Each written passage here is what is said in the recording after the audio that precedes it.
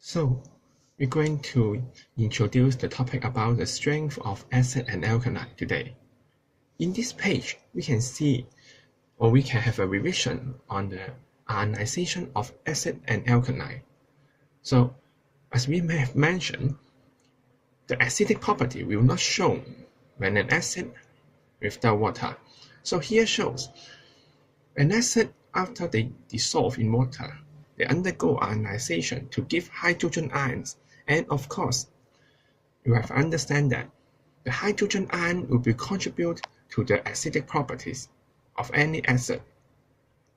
Similarly, when an alkali is dissolved in water, they get ionization again to give hydroxide ion, and hydroxide ion also shows the alkali properties. So this is what we have learned in last chapters. Now today we're going to introduce the new term for acid and alkali. This is called the strength, or we may use the word strong or weak. For the strong acid or alkali, the meaning behind is it undergoes completely ionized after dissolved into water. The word complete ionized means 100%. That means every acid molecule will undergo ionization. That means they will break down into their corresponding anion and hydrogen ion after dissolved into water. So how about the weak acid or weak alkali is they undergo partially ionized after they dissolve in water. The word partially means it's smaller than 100%. And we have the following examples. The hydrochloric acid or sodium hydroxide are the common strong acid or strong alkali we use in laboratory. So here shows hydrochloric acid after they ionized, they fully decompose into hydrogen ion and chloride ion. For the sodium hydroxide, because sodium ion is always soluble compounds, okay? So they will form sodium ion and hydroxide ion completely.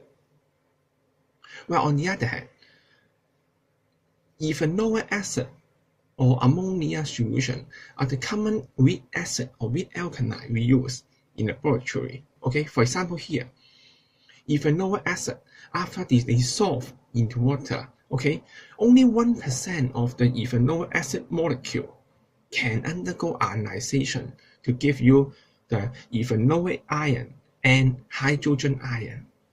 Similarly, for the ammonia solution, only 1% of the ammonia molecule can form hydroxide ion. In these pictures, we can give you a better idea. So what's going on? So after ionization, all the hydrochloric acid molecule formed or becomes hydrogen ion and chloride ion. Well, for the ethanoic acid, only partially ionized. So the rest of them, as I mentioned, only 1% of ethanoic acid molecule undergo ionization. So how about for the rest of them? It's 99%, right? So those 99% ethanoic acid molecule will keep as a molecular form. That means they exist as a molecule in the solutions. Well, next one is how can we compare the strength of an acid? Okay, because we have no idea how to measure the strength, right? Here shows the possible method. The first method is try to compare the pH value. Okay, of course the assumption is they get the same molarity. Okay, because in last sessions we have learned how to calculate the pH values, right? For those strong acid, if they get fully ionized, they should have higher concentration of hydrogen ion. Well, this results a lower pH value solution. Of course, for weak acid, okay, because they only partially ionized, so their hydrogen ion concentration may not as high as that shown in strong acid. So we can find that for acid solution, a strong acid will get lower pH value. Well, similarly, a strong alkali should contain lower concentration of hydrogen ion and they get higher pH value. The second method is we try to compare the conductivity or the resistance of two solutions with same molarities. So once again, the word ionization means they form mobile ion, okay? And what you have learned in ionic structure or ionic compounds, the solution should be a conductor of electricity because there is mobile ion. So you have an idea. If a solution contains more or higher concentration of mobile ion, they should have a better conductivity or lower resistance. Okay? Well, in reverse, for those with acid or with alkali, because they cannot ionize fully, okay? So their concentration of mobile ion should be less, and hence results a lower conductivity or higher resistance. The following device is very simple but effective in measuring the conductivity or resistance. Well, what we have is a battery and a light bulb, okay? And on the left hand side, this is a strong acid. Of course, strong alkali is okay. They will show a brighter in the light bulb, which means a better conductivity or lower resistance. For the ethanoic acid, okay, because the higher resistance or poor conductor, so the light bulb will be dimmer. So we can compare the strength by measuring the brightness of the light bulb. The third method is we try to measure the reaction rate between two solutions with same molarities. So have an example here. We have magnesium react with acid. So I think you have learned this reaction before and how to write the chemical equation, right?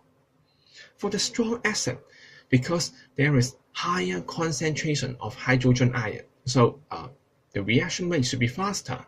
But how can we measure the reaction rate?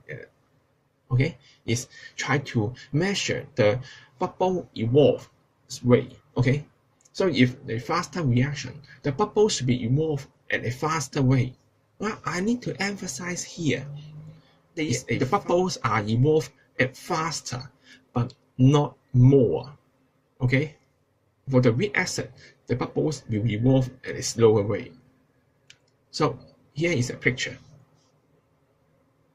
So I think everyone can compare or can point out that which one you get faster reaction, right?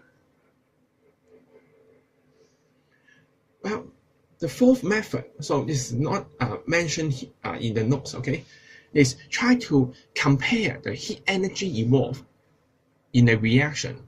Of course, once again, the two solutions should have same molarity, okay? So we have the reaction here again, magnesium react with acid. So for strong acid, there should be a large temperature change. And for the weak acid, the temperature increase or temperature change should be smaller. So here we show a diagram on what's going on. So we can see, of course, the temperature change is just an example. For the stronger one, we found that there should be a higher or larger temperature change. But what is the reason behind? The reason behind is because part of the energy is used in the ionization of weak acid. When an acid undergo ionization, especially for the weak acid, okay, or weak alkali, they need energy. So we can predict that as they need energy, so part of the energy will be absorbed and results in a lower temperature change.